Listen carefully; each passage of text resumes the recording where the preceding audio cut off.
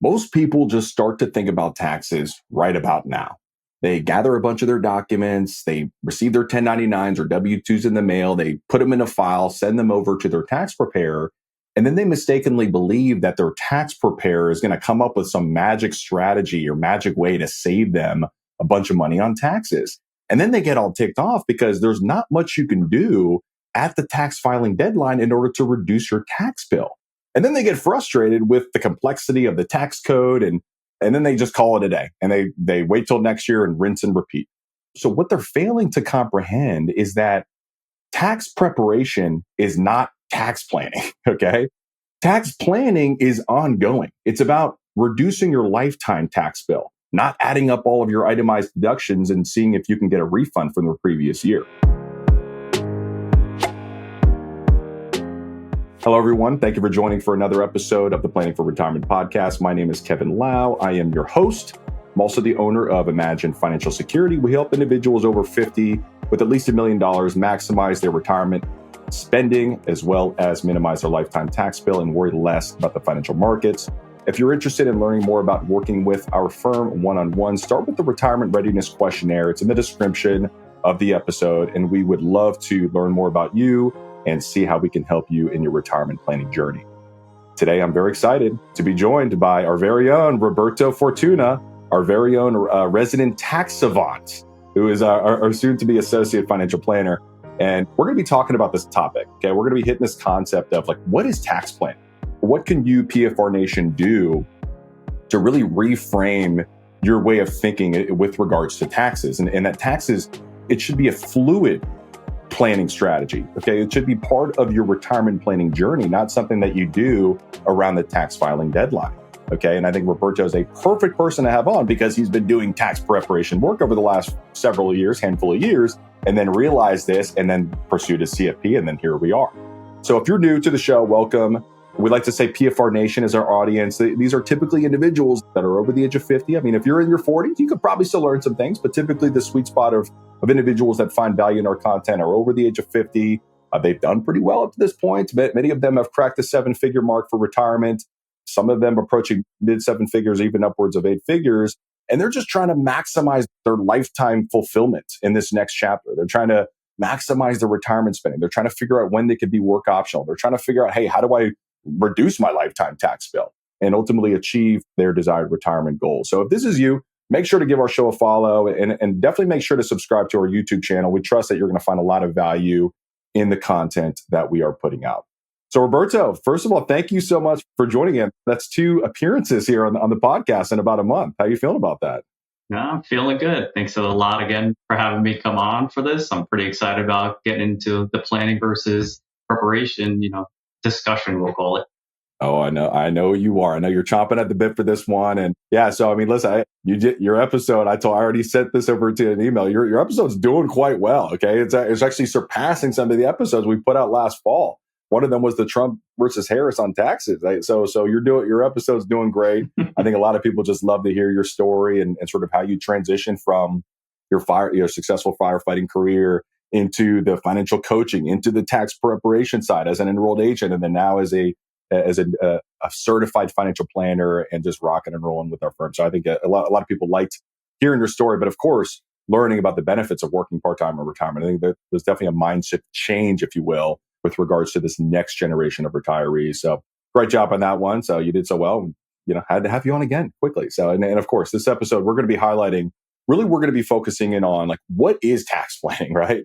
And what is not tax planning, and this idea, this misconception about tax preparation being tax planning.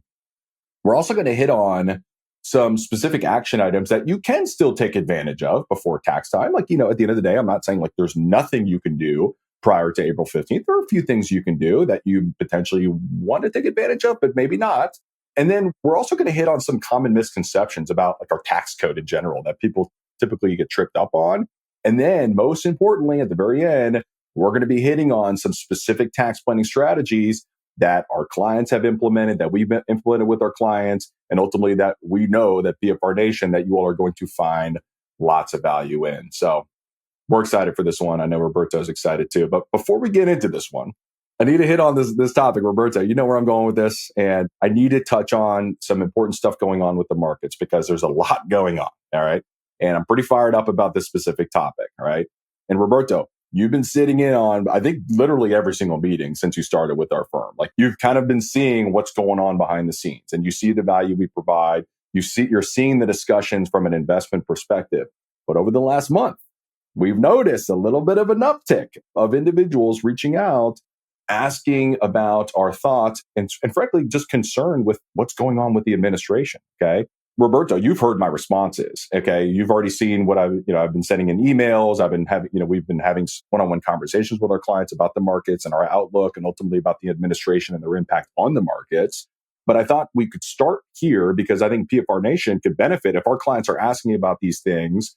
I know PFR, you all are thinking about this too. So here we go. Why don't we jump into this one? All right. So I guess for starters, right? I mean, Trump is just kind of getting right to work here. He's not wasting any time implementing his agenda. And, at the end of the day, some people like it, some people don't. And, one of the big concerns, and I talked about this last week in the podcast, is on the tariff piece. And I already gave you my thoughts on tariffs. We're not going to go into tariffs today, but I already told you, I do believe tariffs are going to be inflationary, potentially short term. Okay. And we saw this with the CPI report that came out yesterday, 3% up year over year.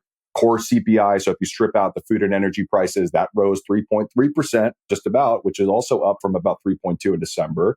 And so there has been a slight uptick in inflation. And absolutely, this is concerning, no question, because it ultimately could result in the Fed pivoting their strategy with regards to rate cuts this year. We kind of came into 2025 thinking, hey, okay, we're going to have 3 or 4 rate cuts.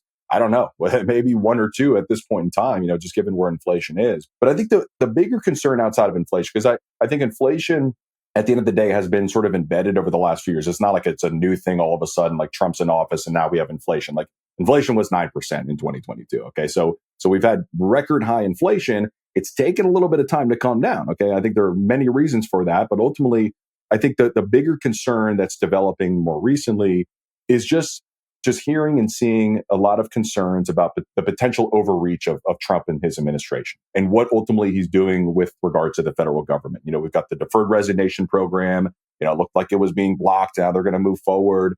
You've got the USAID essentially being shut down. You've got concerns about the Department of Education being shut down. And let's be honest, I mean, there's a lot of news about his executive orders right now. Okay. I was looking at this one. He's put out 96 executive orders, okay, since coming into office. I don't know. How long has he been in office? Less than a month. And 31 have been on the federal government. Okay. So just about a third have been on orders with regards to the federal government. 15 on the economy, 9 on immigration.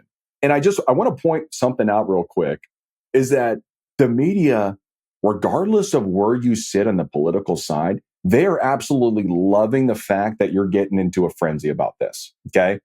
And trust me, I get it. There are a lot of people that are up in arms, like the Fed workforce. Like I'm talking to a lot of my friends out in DC, about this, but like there are some concerns, about Elon Musk, like running the Doge. Like, I kind of agree with that. Like I feel like, okay, Elon Musk, he's the head of 3 publicly traded corporations, I guess 2 publicly traded corporations and 1 privately held corporation. It's like, he's got a lot of power in the private sector and now he's running the Doge, which is essentially supposed to obviously create efficiency within the federal government. But I kind of agree. There could be some conflict there. It seems a little bit dicey with that. There are some other things that Trump has done ultimately that I see as like, hey, that's potential conflict, like making his own meme coin. I mean, like, what's that about? Right. So, I'll be the first one to criticize some of the things he's done. But what I'd say is what ultimately their goal is with this is they're trying to get a hold on our outrageous government spending with our tax dollars. All right. And I don't think anyone would necessarily disagree with that. Like, hey, there's probably a lot of government waste going on in the federal government, more so than the private sector. Okay. And that was a big reason, in my opinion, why Trump won the election. He kind of ran on this idea in 2016 of draining the swamp because of all of this waste that we have with our taxpayer dollars. And there was the first Doge committee oversight meeting yesterday. The subcommittee chairwoman, Marjorie Taylor Greene, asked Hayward Talcove, who essentially oversees strategic business activities related to preventing fraud. Okay. He's the CEO of LexisNexis. And she asked him, she said, Mr. Talcove, do private sector companies have a lower rate of improper payments than the federal government? End question. Mr. Talcove responded, yes, the fraud rate that the criminals are taking advantage of the public sector is around 20%. In the private sector, it's around 3%. And it's really because of the tools that are used in the private sector are not used in the public sector. Front end identification, self certification, and finally, making sure that individuals are who they say they are. If we start using these tools, you will see the fraud rates go down dramatically because, for the most part, this fraud isn't taking place by individuals. It's individuals whose identities have been stolen on the dark web.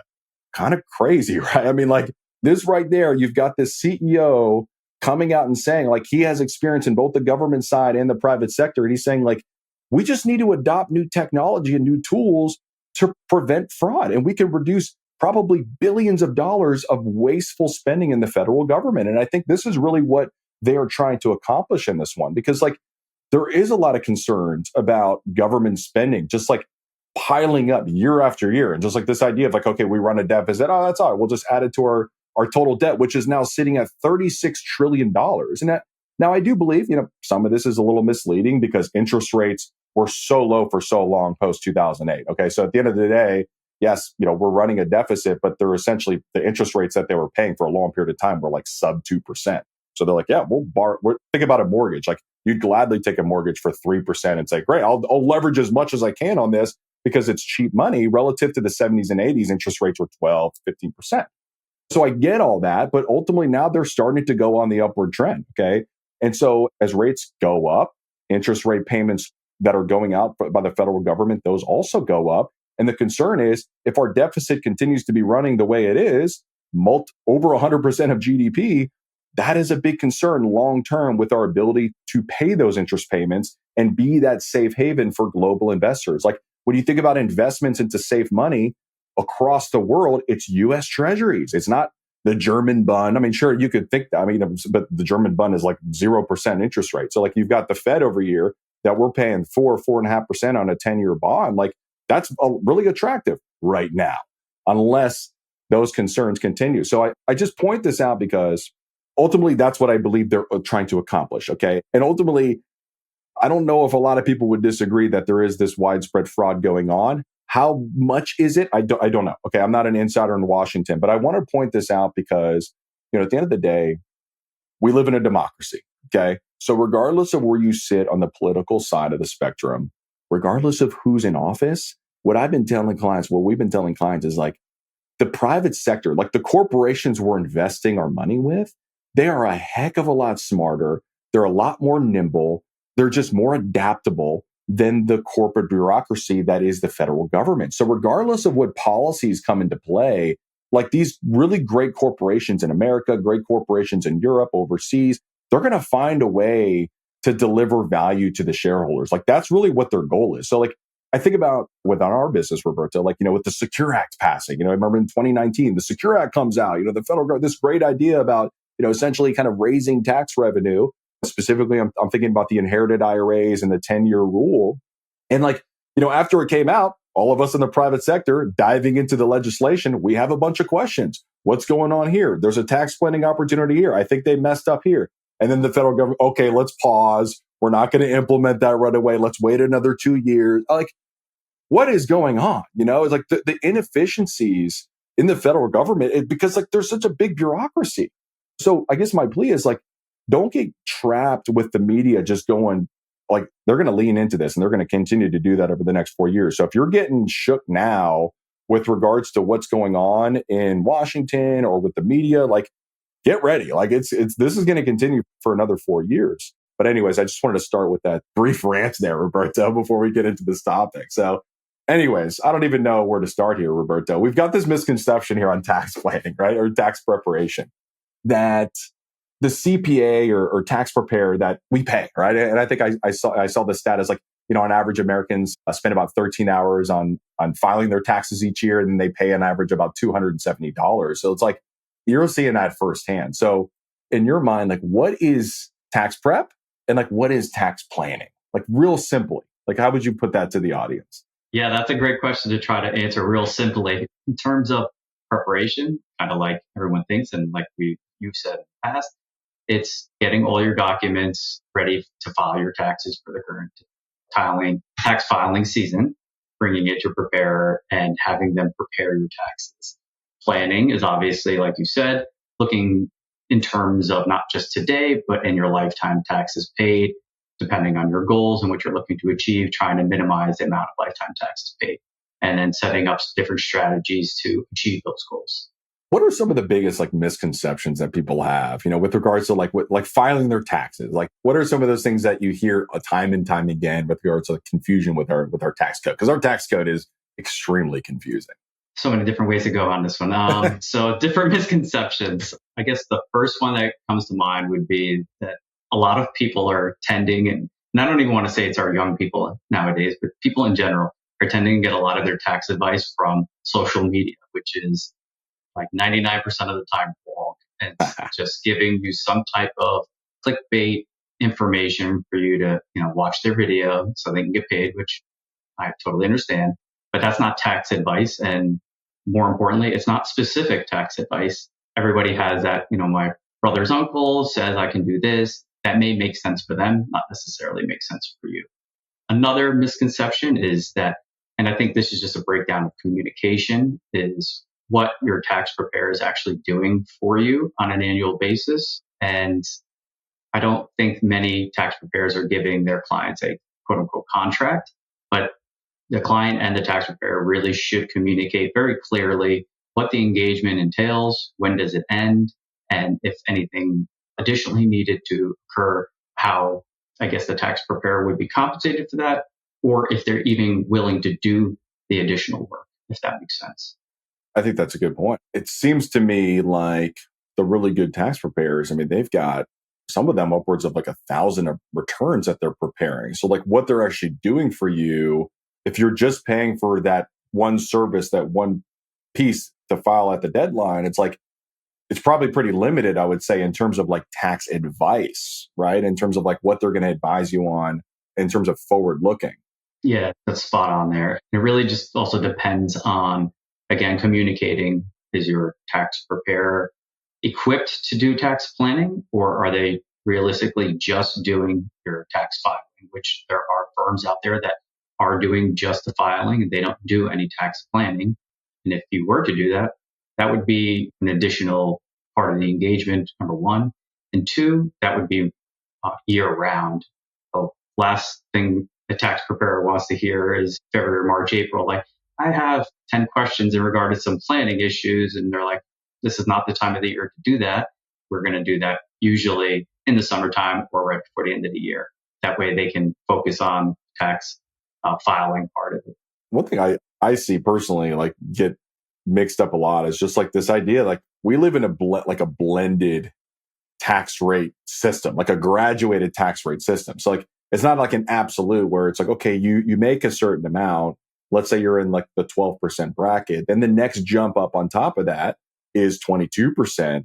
So a lot of people think, well, if I recognize just another dollar of income, now I'm going to be paying 22% on all of my income. So I'm going to not realize that income. It's not realizing that hey, some of your income is taxed at 0%. Some is taxed at 10%. Some is taxed at 12%. And then if you get pushed into the 22, then only that dollar amount that's in that tier is going to be hit at 22%.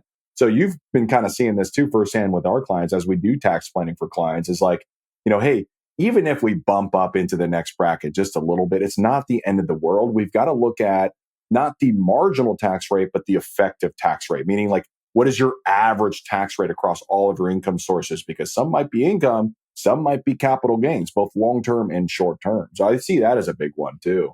And another one I see too is the definition of a tax credit versus a deduction. Tax credit being an actual reduction of your tax liability, whereas a tax deduction, kind of confusing, a tax deduction is a reduction of your taxable income. So it's not as powerful as a tax credit. A tax credit, much more powerful than a tax deduction. But obviously this year, big topic is the Tax Cuts and Jobs Act. And, is it going to, because right now it's set to sunset at the end of 2025. And then we're going to revert back to the old limits. And I think there's been a lot of talk about this over the last few years, myself included, been talking to my clients about this too. But now that we have Trump 2.0, Like, do you feel like it's pretty much a guarantee or safe to assume that we're going to have those extended out beyond 2025 and ultimately make them permanent? Yeah, I would say it's highly likely that's going to be the case. Regardless of who won the election, it was a topic that was going to have to be addressed in 2025 here. No sitting president and his, I guess, ideas on our tax rates are going to want to sit here and implement a new strategy that's going to raise the taxes on the vast majority of Americans. So some of these strategies and different parts of the tax code were going to be, whether they're permanently extended or just extended for additional 10 years, were probably going to happen. And then there's the ones that are the hot button topics that are getting worked out. And hopefully we get some type of, I guess, guidance, hopefully in the next month or so, because it tends to be, if it's not done in the first quarter or so, usually we see it come at the end of December, right before the end of the year. It's just shoved through. And then back to a point you made earlier, they put things into place that people don't understand 100% how it's going to impact the overall plans of millions of people. And then we have this fun time of trying to figure out what's going on and how we can implement it or what's not going to be enforced. And we go back and forth and back and forth. Does that make sense? Yeah. At the end of the day, the tax cuts, they cost something. Our federal government, they cost them revenue. Ultimately, I think the idea was reducing taxes, stimulate the economy, people will spend more. And we've kind of seen that over the last 10 years. Like, our savings rate in America has gone down dramatically. I think like European savings rates, they're close to 15% right now annually of their income. We're at like 5% right now. That's like trending downwards. And I don't know if that's because of inflationary pressures and people like so concerned about prices going up, like particularly with housing. Like, so therefore they're spending more now just to kind of lock that in. And that's kind of causing an inflationary spike and also, a reduction of savings rates. But yeah, I would say there's got to be, we need to find a way to pay for the tax cuts. And so again, I'm no politician, but I think that's part of what the Doge is trying to do, reduce expenses, which ultimately could help balance the deficit. And also, I think with the tariff conversation, and I talked about this on the podcast last week, prior to the income tax code coming into 1913, tariffs were the top dog in terms of revenue generated for the federal government. So it's not like tariffs are just this new concept. It's just something that's kind of been fallen by the wayside because of our U.S. income tax code system, which is super complicated. So again, I'm no politician. I don't have an answer for that, but I think this is why some of the things that are going on in Washington are happening with regards to some of the executive orders, et cetera. So we kind of hit on tax preparation in that it's more of a reactive process, looking at the past year, figuring out what opportunities there are to obviously stay in compliance with the IRS, but also potentially minimizing your tax bill for the previous years. So why don't we talk about some of those things that can still be done prior to the filing deadline? So what can be done? Like, what are some of those things that can happen for that PFR Nation could take advantage of prior to the filing deadline from a tax planning perspective? So there's still a couple of things you can get done by the deadline. If you have the ability to contribute to an HSA, that's a health savings account, that can still be done up to the deadline. Same for traditional IRAs, for that matter. So they can do it for Roth IRAs as well. SEP IRAs, 401ks, that would be on the solo 401k side. Employer sponsor needed to be done by 12/31 of the previous year. But that's just some of the ways that they can still bring down their taxable income, even though it is past 12/31 of the previous year, up to the filing deadline.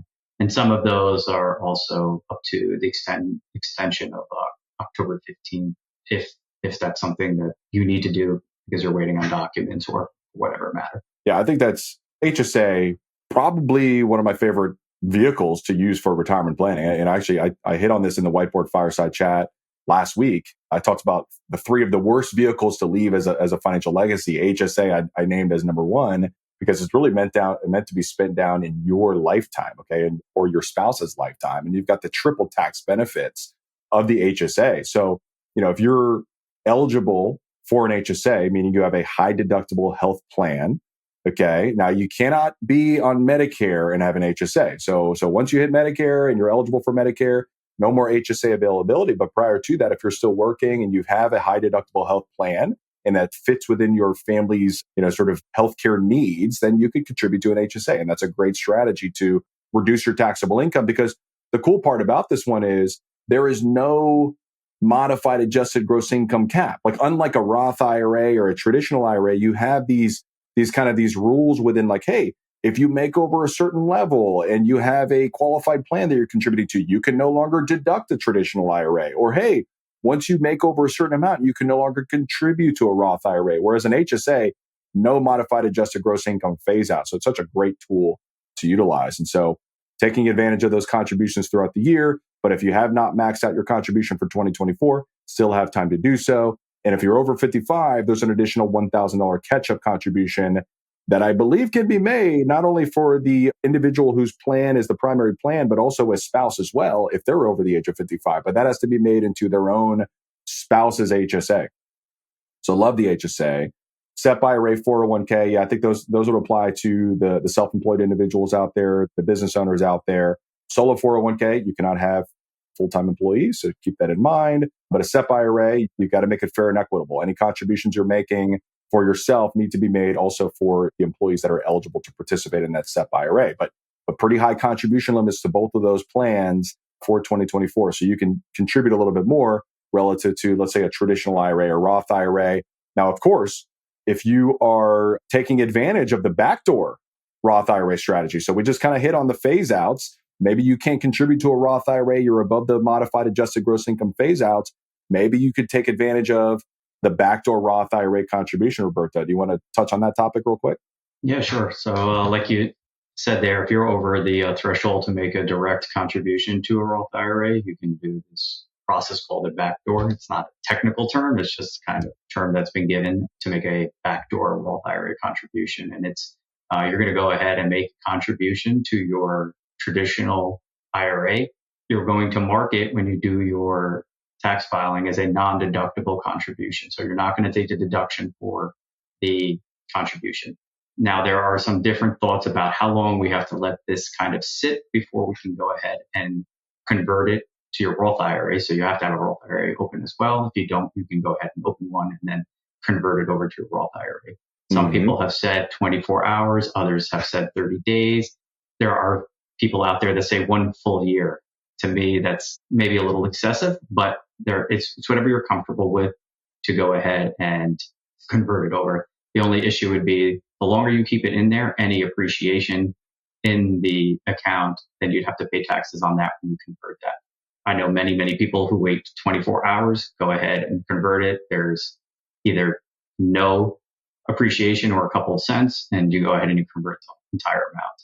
And then that's the way you can get it into your Roth IRA account, kind of quote unquote backdoor, if that makes sense. Yeah. And obviously with this, just like a regular Roth IRA contribution, you're not going to get a tax deduction for it. So it's not going to reduce your taxable income for the previous year, but you're going to get that contribution in, and the earnings are going to grow tax free. Okay. Just like an IRA, you're not going to be taxed on the earnings or the growth.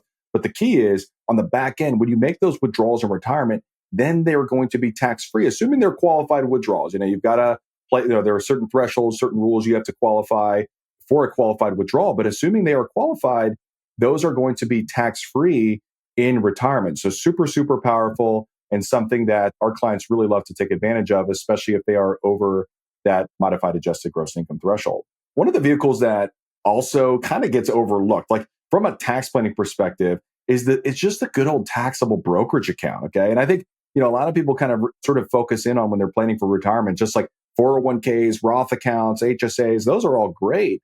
But the taxable brokerage account, we would consider this to be a non-qualified asset class. And the cool part about that is there are no early withdrawal penalties. If you're one of those, if you're like, hey, I want to retire at 55, like you probably need a bridge to get you until you qualify for the 10% penalty, which is at least 59 and a half years of age. So you may need a little bit of a bridge to replace your income from in that early retirement phase up until you qualify for those distributions under a qualified plan. So the taxable brokerage account, is a very flexible vehicle, and there's no contribution limits. Like if you're maxed out of all of your retirement accounts, HSAs, backdoor Roth accounts, mega backdoor, you're like, hey, I can still save more. Maybe you're saving 30, 40, 50% of your income, and it's just going into a cash savings account.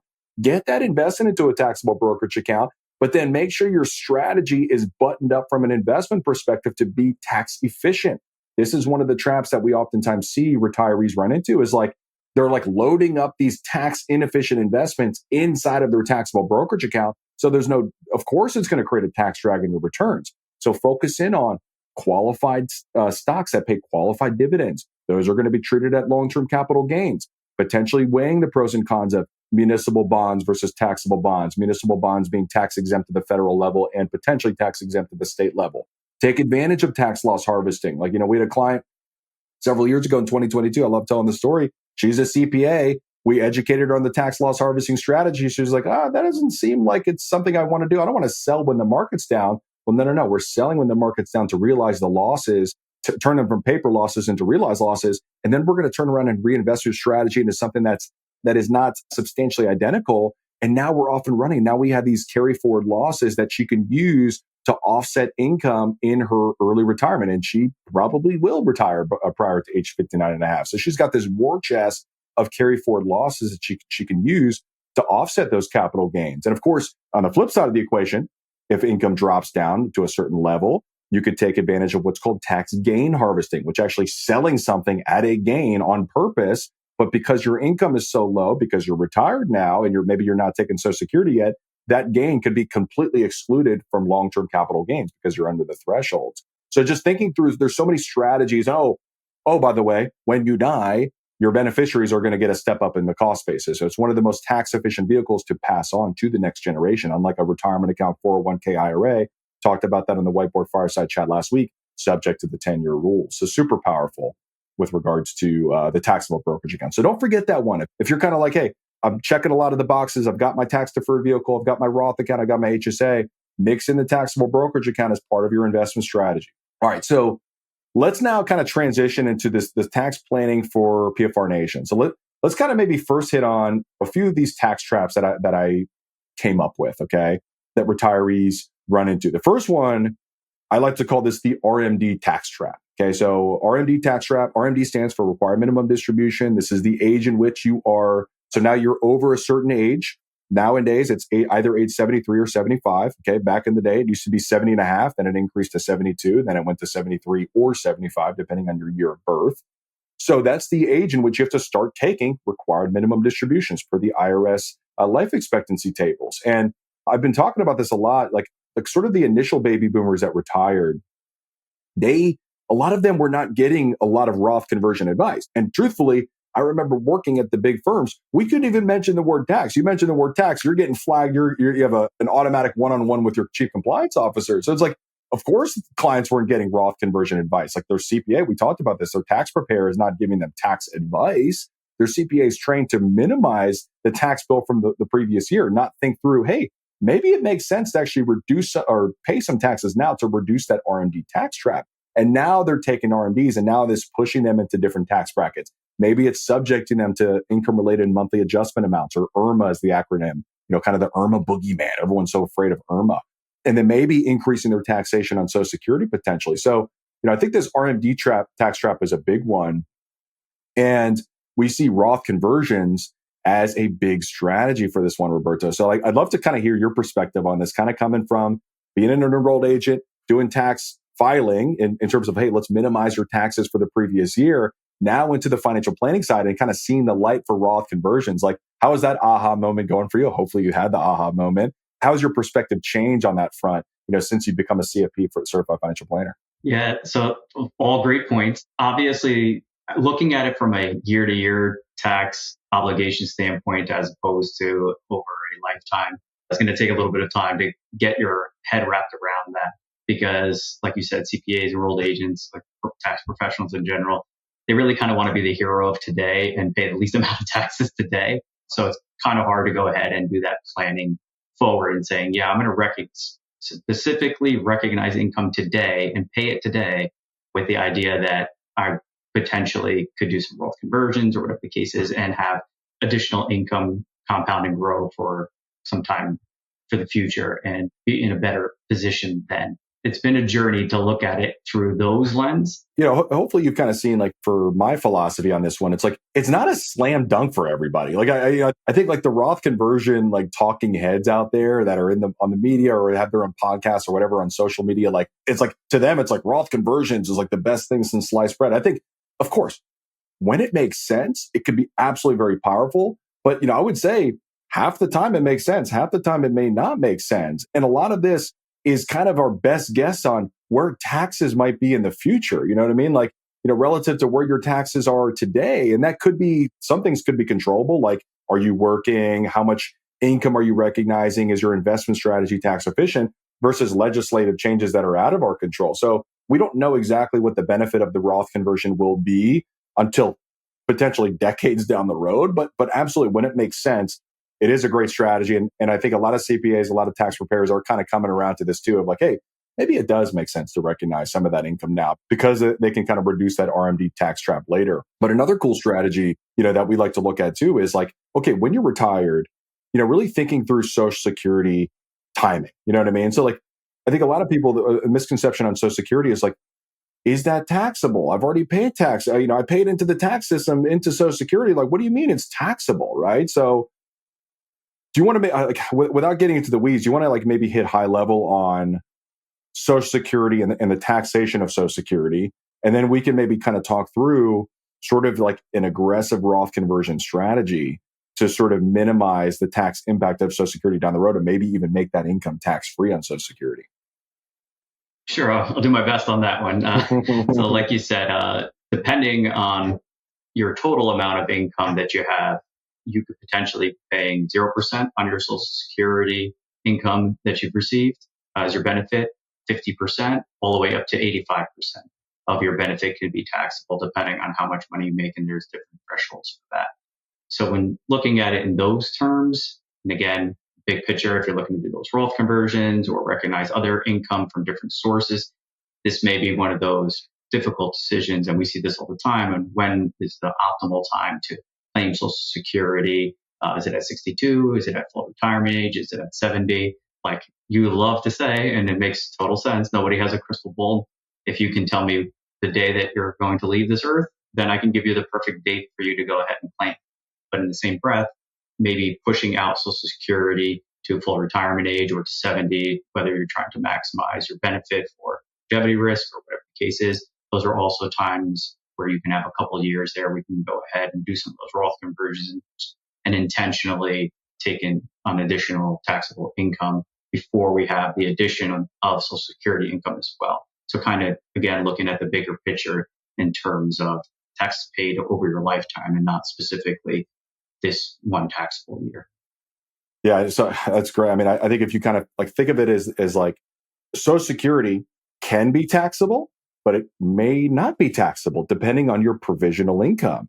And the provisional income calculation does not include Roth IRA or Roth 401k distribution. So if your income is solely from Roth accounts or mostly from Roth accounts and you have very little RMDs or required minimum distributions in your 70s because you did aggressive Roth conversions in your 60s, you could potentially have tax-free Social Security, 100%.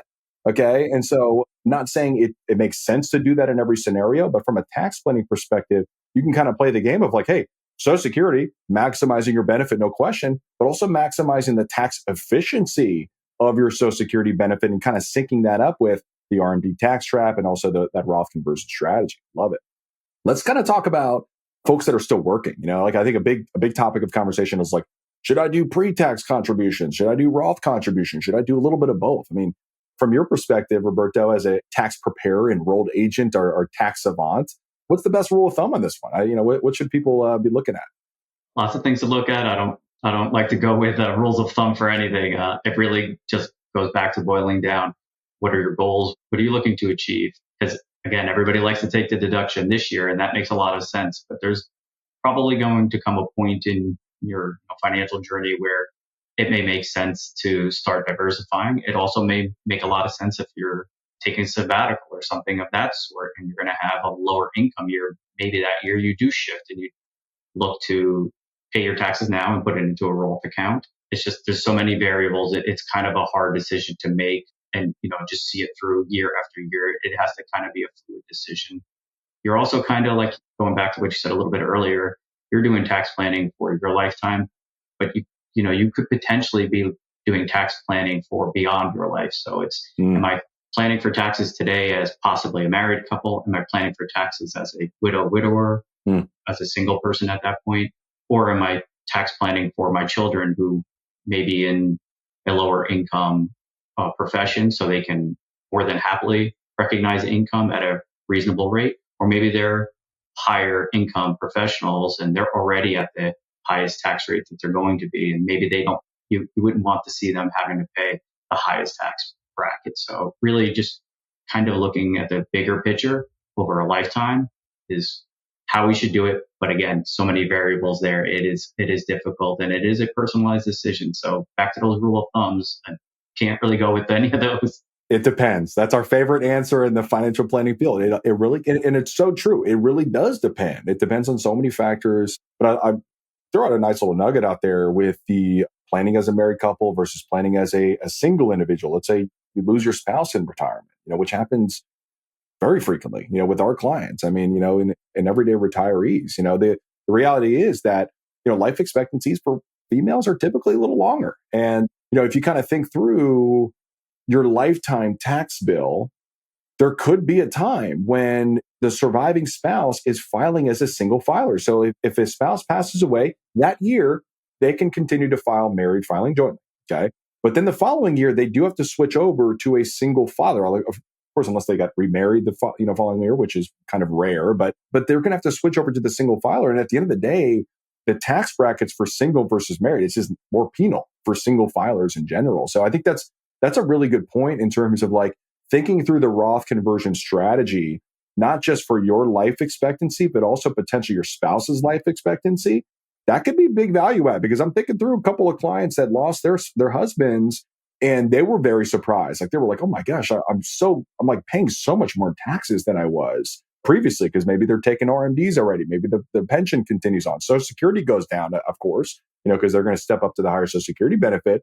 But they're kind of like surprised, like, oh my gosh, like I used to be in the 12% bracket. Now I'm in the 24% bracket, or 22% bracket. So I think thinking through that is big. And then I love what you said, in terms of like thinking through the next generation. If legacy is important, and this is also part of what I hit on the Whiteboard Fireside chat last week of like, sometimes IRAs and 401ks are one of the worst vehicles to leave to the next generation, but sometimes it could be really good. Like if you're in a pretty high tax bracket in retirement and you have, let's say your kids are working for the Peace Corps, like they have no income basically, like that could be a great thing to like defer, let it play out with the 10-year rule and let them pay the taxes versus, and let's say your son or daughter is an attorney or doctor or entrepreneur. And like, let's say they're in the 37% bracket in state income taxes. Like maybe it does make sense for you to throw them a bone and convert a little bit at your lower tax bracket. So they're not just getting absolutely crushed with taxes, with your financial legacy.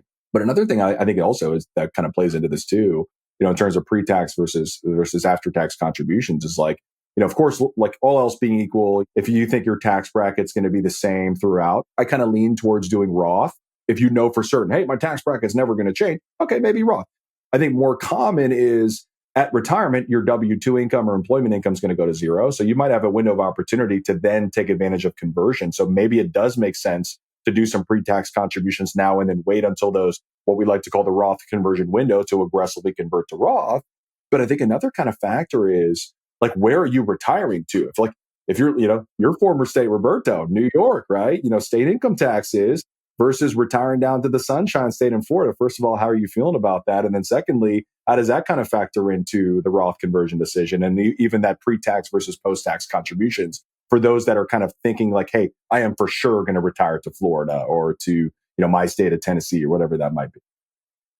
Yeah. So to answer the first question, still loving the move to Florida. No regrets there. Sometimes I do miss the home state of New York, but Florida's got a lot of great things going. Yeah. Pretty happy about that. In terms of, that's the tax piece we didn't talk about, was the state tax piece. And like you said, recognizing that income in a year where you're still working and you're in a higher tax state and paying it up front, maybe is not the best decision when or at least you anticipate moving to a no state income tax and being able to convert in a couple of years and not have to pay that state income tax. I will, however, say that if you're in a year where you have less income and you're kind of doing some projections and you're still paying that state income tax, on a conversion or on a contribution, still may be worth it to have those additional years of compounding. It really just depends on at what rate are you paying it. like you said, it's hard to project that far out, but having a little bit of foresight and being able to say that it can continue to grow and compound really can make a huge difference over time. And like you said, some people will have lower income tax rates in retirement. Others will not. That's a point that I guess maybe we should just quickly make is if you're working for, a government or something of the sort where you still have a traditional pension and you're going to get 50, 75% of your previous income for the rest of your life, you may never drop Yep. in your income tax bracket. So, coming to terms with that and saying, maybe I'm going to do half and half and I'm going to start building up that tax-free bucket may make sense. Again, very personalized, Yep. Situation, but should be taken into account. Yeah, it always depends. I love when we run those projections for clients, like kind of looking at each year what we think. I mean, these are all hypotheticals with all these assumptions built into our calculators, but what we think their marginal tax rate's going to be on a year-to-year basis. And we kind of see like, is it flat? Does your tax rate go up in retirement for whatever reason? Maybe they're selling a business. Maybe there's a large inheritance. Maybe you're going through the 10-year rule. Like your mom or dad passed away with a large 401k. You're sitting there at 60, you're like, oh, I thought my income was going to go down. And all of a sudden you inherit a $2 million 401k plan that you're taking out 220 grand a year for the next 10 years. Like, you're like, oh my gosh, I'm actually in a way higher tax bracket in retirement than I was previously. So you never know what can happen. But I love when we kind of project that out and kind of see like, hey, where do we think their lifetime tax brackets are going to be? And that oftentimes will drive the pre-tax versus post-tax or when to do the conversions, et cetera. But one of the things, we kind of hit on the IRMA, the income-related monthly adjustment amount. I don't want to go down an IRMA rabbit hole because, like, I think this is more of like if you're doing the Roth conversion for a specific reason and you trip up IRMA, okay, like obviously you don't want to overpay in taxes, no question. But like if it's going to push you into an IRMA premium band, like so for those of you who don't know what I'm talking about, if you're on Medicare, you're over 65, if you make over certain thresholds, okay, I think there are 5 different tiers for IRMA. You're going to pay an additional surcharge for both Medicare Part B and Medicare Part D. Okay. And it can add up to several $1,000s a year per person. Okay. Upwards of $5,000 a year per person. So it definitely can add up. But if you're doing the Roth conversions for a reason, like IRMA, yeah, it stinks for a little period of time, but it's not forever. It's not going to last forever. But another piece is like early retirement healthcare.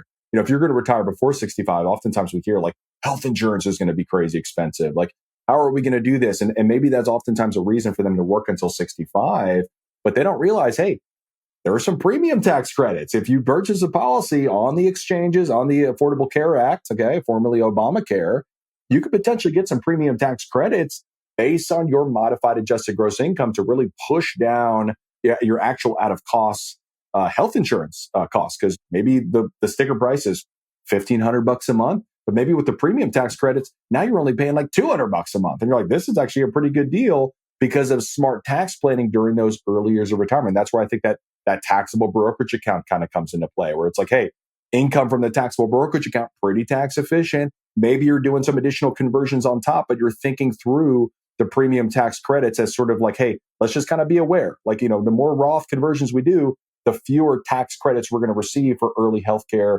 premium. So just kind of thinking through that, I think is a good one as well. And then another thing I'll throw out there too is like just the order of operation on spending down the portfolio. I think this is a big driver on tax efficiency in terms of retirement income. It's like, I think kind of this traditional rule of thumb has been like spend down the taxable brokerage account first, then defer everything on the tax deferred, wait until RMDs, then take that, and then never spend down the Roth accounts. Well, going back to your point earlier, Roberto, it kind of depends. Depends on your goals. It depends on your situation. Like if you're going to leave your entire IRA to charity because you don't have any children, you're like, hey, I'm going to just leave it all to my favorite charities. Like you probably want to spend down your Roth account during your lifetime. There's no sense leaving a Roth account to charity. They're not paying taxes anyway. So go ahead and aggressively enjoy that tax-free income from your Roth account. And then during your lifetime, maybe do some qualified charitable distributions from your IRA. Send that out to charity to kind of reduce that income. And then at death, then you leave that account to charity and they're not going to pay taxes on that. So I think, and then on the flip side of that too, is like a lot of people will sort of delay, let's say that's not your goal. Let's say maybe you have children you want to leave the funds to, or, whatever it might be. But oftentimes they focus in on this taxable brokerage account first and their income is so low because of it, which they may feel good about. But ultimately they're wasting a lot of those lower tax brackets by not only Roth conversions, but just simply taking distributions out of their 401k, out of their IRA, paying taxes at a lower clip. and then realizing that income. And that ultimately does mitigate the tax trap of those RMDs later on. So I think like the order of spend down is a big value add too, is just kind of thinking through, hey, are there years where my income is low, and then kind of weighing the pros and cons of conversion or just straight up distribution. Just take the money out and use that for your retirement income.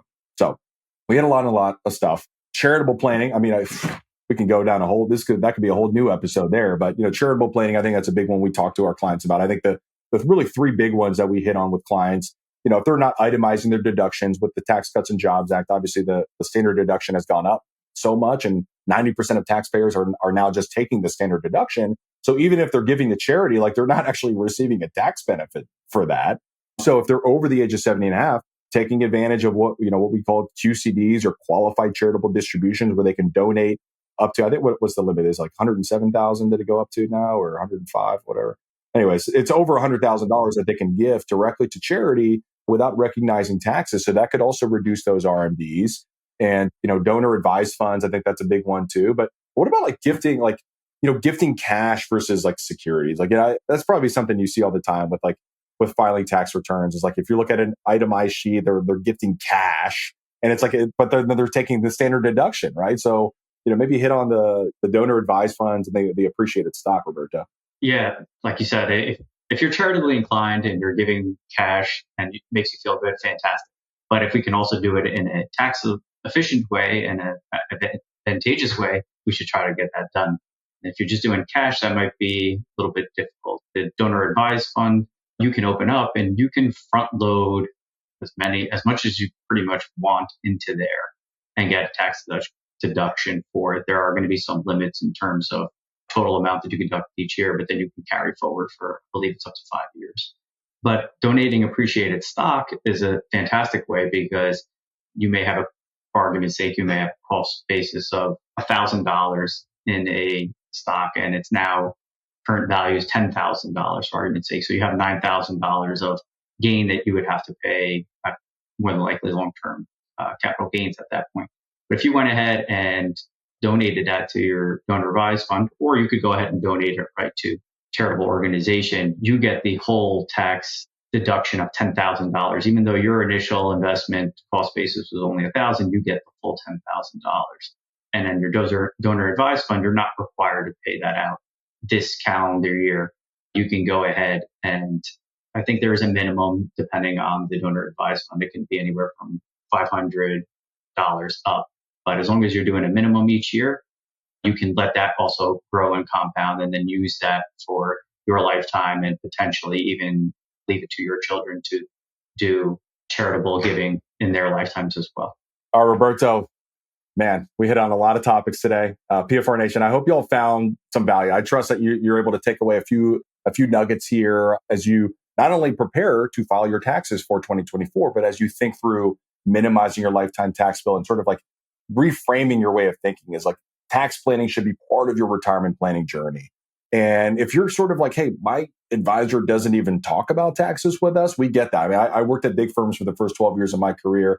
Compliance is all over them. I mean, even if they say the word tax. So if you're like, hey, would love to get a second opinion on my financial plan, my retirement, but also my lifetime tax bill, and you're looking to engage with our firm, just start with visiting our website, imaginefinancialsecurity.com. That's www.imaginefinancialsecurity.com. And I'm also going to put a link to our retirement readiness questionnaire in the description in the show notes. You can start there. We'd love to learn more about you. We'd love to help people with this stuff. I mean, this is what Roberto and I get excited to do. So as always, make sure to share this. If you're like, hey, this is valuable to me, make sure to share it with a friend or colleague who is also PFR Nation type of caliber individual, because that's ultimately how we're going to reach more people, impact more people, which is what we're looking to do. So Roberto, thank you so much for your time. Appreciate you joining. I know we hit on a ton today, and I appreciate your time, your expertise, and your commitment to serving our clients.